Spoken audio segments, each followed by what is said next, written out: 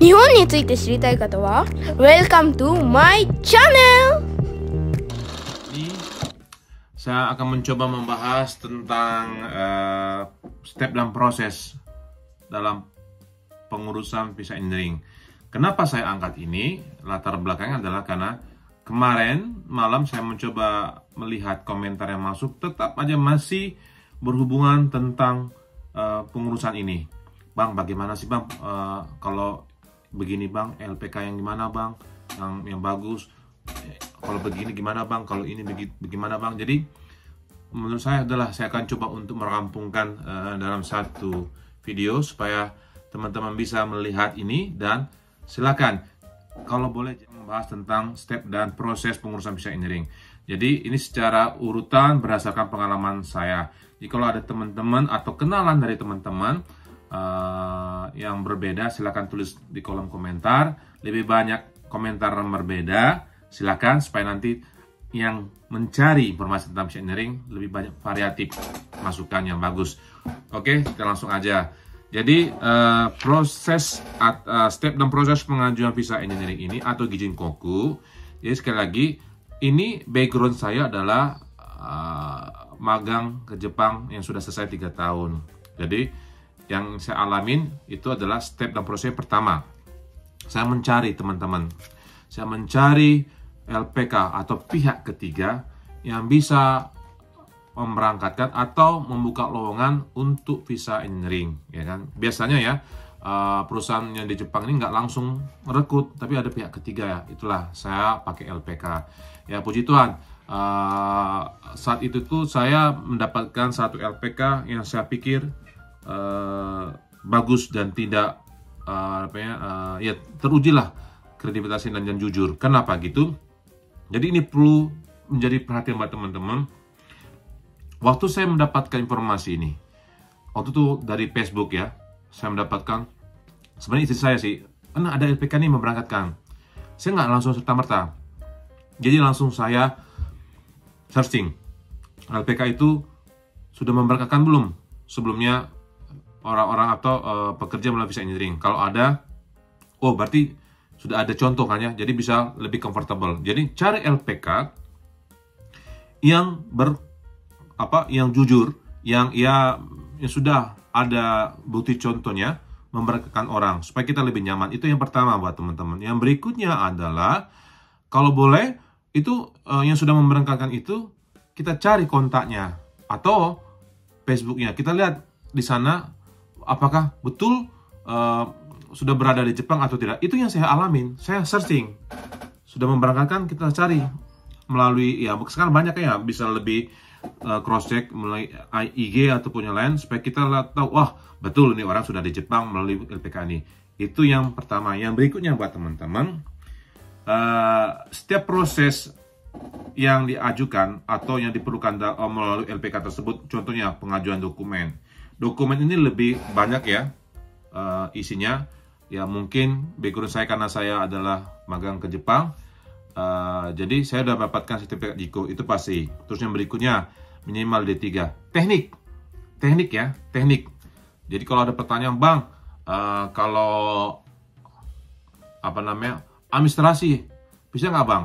Bang, kalau akunting gimana bang? Ya tidak bisa, karena adalah berhubungan dengan visa engineering, itu adalah untuk teknik, nggak ada hubungan yang lain. Jadi minimal D3. Yang berikutnya adalah, itu stepnya ya, minimal D3 dan mempunyai kemampuan sertifikat bahasa Jepang N3.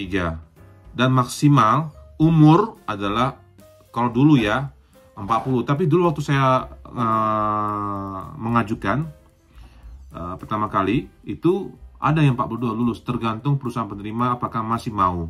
Jadi ini bisa dipengecualikan, oke? Dan yang berikutnya, kalau teman-teman yang waktu kensuse atau magang itu tidak punya kasus, pasti proses endingnya itu COE tidak akan mengalami waktu yang cukup lama, pasti akan cepat. Karena apa? Ini pengalaman. Nanti saya akan bicarakan lebih lagi di step berikutnya. Jadi untuk setiap dokumen yang diajukan itu harus diperhatikan supaya nanti pengajuannya, ini kan adalah step dan pengajuan proses visa engineering, itu bisa berjalan dengan lebih baik, ya kan ya. Jadi kalaupun ada kendala, silakan konsultasi dengan pihak LPK atau pihak ketiga tersebut, ya kan. Mungkin kendala dari pas kuliah belum selesai kan saat itu kan, boleh nggak nunggu, silakan. Ya mungkin cari win-win solusinya. Dan yang berikutnya buat teman-teman, untuk setiap proses yang kita alami itu, ya kan, lulus lah ya, contohnya lulus di proses ini, proses itu lulus.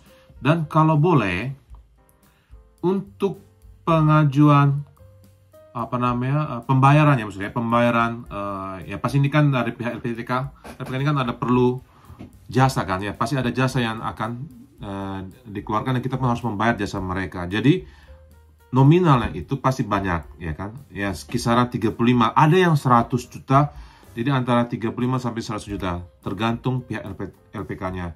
Dan ini kalau boleh saya menyarankan, jangan kita langsung membayar di awal sebesar yang diperlukan. Kalau bisa nego. Contoh kayak saya ya. Saya dulu waktu wawancara selesai itu berapa persen? Contohnya mungkin 20%. Terus kalau medical lulus 30%. Dan setelah itu COE keluar, Certificate of Eligibility. Ini kan yang dikeluarkan dari pemerintah Jepang, imigrasi. Setelah keluar dan di tangan, baru saya membayar 50. Dan itu saya negosiasi supaya nanti, kenapa? Ya, walaupun saya bilang dari step yang pertama adalah kita cari LPK yang yang jujur ya. Tapi ada, setelah kita memperhatikan itu jujur, tapi pas pembayaran bayar tiba-tiba ada masalah, kabur, ada. Makanya untuk bisa tidak ada kecurangan, menurut saya seperti itu. Tapi silakan buat teman-teman yang mungkin ada cara lebih baik, saya silakan. Dan yang berikutnya buat teman-teman, kalau itu semua udah selesai, dan untuk proses COE. Nah, untuk proses COE ini ya, ada pertanyaan semalam saya baca, Bang, untuk pengurusan COE ini standarnya berapa sih Bang ya? Saya udah nunggu lama banget. Ada yang nunggu ya sampai 6 bulan. Dari pengajuan 6 bulan nggak kunjung-kunjung datang. Saya pikir ini apa? Kenapa ya? Nggak kunjung datang. Jadi ada berbagai macam kendala yang akan membuat pengurusan COE itu akan terhambat atau lama keluarnya. Pertama, waktu kita dulu magang, ini kan berdasarkan selesai magang di Jepang, ya kan? Jadi kalau kita magang di Jepang selama 3 tahun itu, kita tidak mempunyai kasus. Kasus dalam hal ini adalah mungkin, ya saya tidak tahu, karena dulu waktu saya juga daftar untuk visa engineering juga, ada dibilang juga, dulu waktu Kensuke atau magang, apakah pernah nggak bayar handphone, kartu kredit, atau belum pernah Anda bayar cicilan harus itu, atau punya kasus ya mungkin bawa mobil kena tilang atau segala macam. Padahal kita dulu kayak kan magang di Jepang kan nggak boleh bawa mobil. Setelah itu ada pelanggaran hukum dan kita pernah melakukan itu, kemungkinan besar ya, bukan mengecilkan, kemungkinan besar dalam proses pengurusan itu pasti akan terbaca dan sangat lama. Ini sudah berapa banyak kasus yang sudah dihadapi.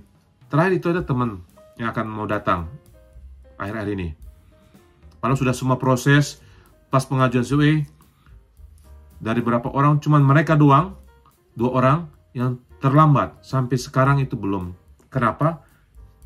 Belum tahu ada informasi yang jelas. Karena dari pihak imigrasi belum ngeluarin apapun. Kalau mau dari kemungkinan seperti saya katakan tadi, ya. Jadi kalau teman-teman dalam proses awal pemilihan LPK, wah saya dapat nih. Dulu kita udah pernah punya kasus nggak? Kalau pernah punya kasus, kita utarakan, siapa tahu ada jalan keluar. Kalau tidak, ya terserah teman-teman mau tetap terus atau tidak, ya. Dan kemungkinan kedua, kenapa proses pengajuan CO itu lama? Kemungkinan kedua adalah perusahaan penerima ini, ya, apakah betul-betul ada atau tidak gitu. Bisa jadi ya dari pihak ketiga, oh ada nih pihak perusahaan penerima ada nih segala macam proses interview segala macam, tiba-tibanya fiktif perusahaan di sini. Akhirnya kita udah bayar, dibawa kabur. Ada kemungkinan seperti itu, teman-teman. Jadi itu juga harus disikapi dengan hati-hati, ya.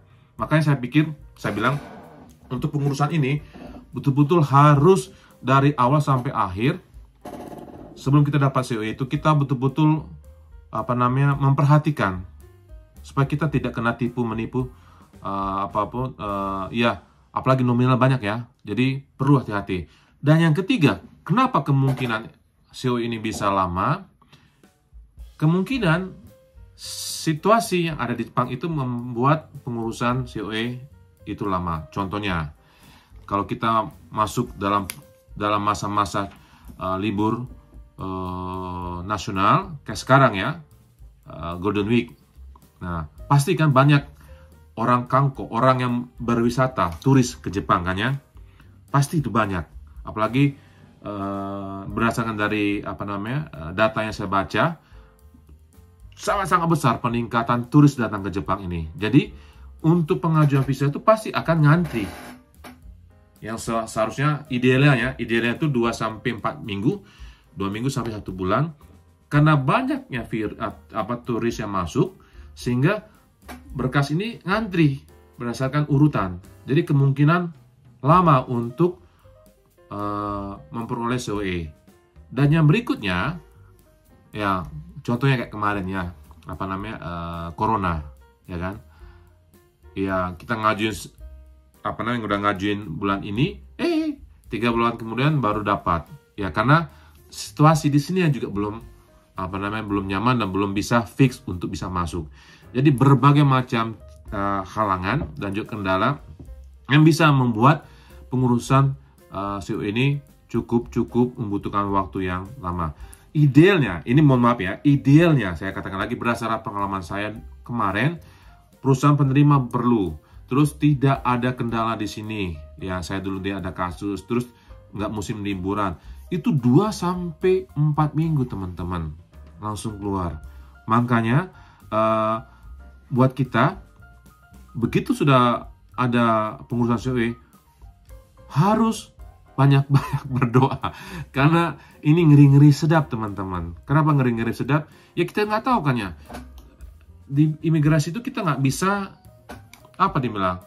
mengintimidasi atau ikut campur.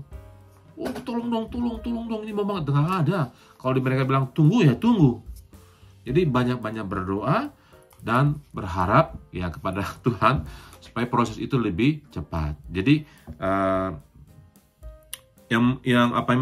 ini adalah berdasarkan pengalaman. Jadi kalaupun berbeda, wah bohong bang, ya silakan tulis komentar sebagai banyak satu referensi buat teman-teman. Dan yang berikutnya buat teman-teman adalah jangan lupa pembayaran. Tadi saya dibilangkannya, kalau saya dulu adalah wawancara 10%, terus medical, saya itu ada medical kan 20%, dan setelah selesai COE keluar baru persen yang sisa supaya dibayar. Ini jangan lupa supaya ya kita udah dibantu proses masih kita nggak bayar, kita pun kabur kan, itu mohon maaf orang kurang ajar banget kan ya. Jadi pembayaran jangan lupa, ini cukup banyak, tolong diperhatikan supaya ya rata-rata ya orang yang berangkat ini kan nggak mungkin langsung bayar jeprek ya, kebanyakan ya pasti minjem sana sini. Jadi rasa proses pengajuan CO ini harus segera memikirkan cara untuk mendapatkan nominal yang diperlukan untuk pembayaran pihak ketiga. Yang berikutnya adalah berangkat ke Jepang. Jadi itulah step dan proses yang saya alami untuk pengurusan visa engineering ini. Sekali lagi ya, pengalaman ini video ini berdasarkan pengalaman yang saya dapatkan. Background saya adalah pernah magang ke Jepang 3 tahun. Karena background inilah saya mengajuin proses visa engineering atau Ginkoku dengan proses yang saya sebutkan sebelumnya. Dan juga sharing ini berdasarkan pengalaman saya. Ya, kalaupun bisa membantu silakan, dan kalau boleh tonton sampai habis supaya tidak ada miskomunikasi ataupun pengetahuan yang salah, sehingga itu bisa mewakilkan setiap pertanyaan ataupun komentar yang masuk. Oke teman-teman, sekian dari saya. Sekali lagi jangan lupa like, komen, dan subscribe. Dan jikalau video ini bermanfaat, silahkan sharing ke saudara yang lagi gembat banget atau pengen banget ke Jepang melalui visa ini. Silahkan. Oke, sampai ketemu lagi di video berikutnya. God bless you.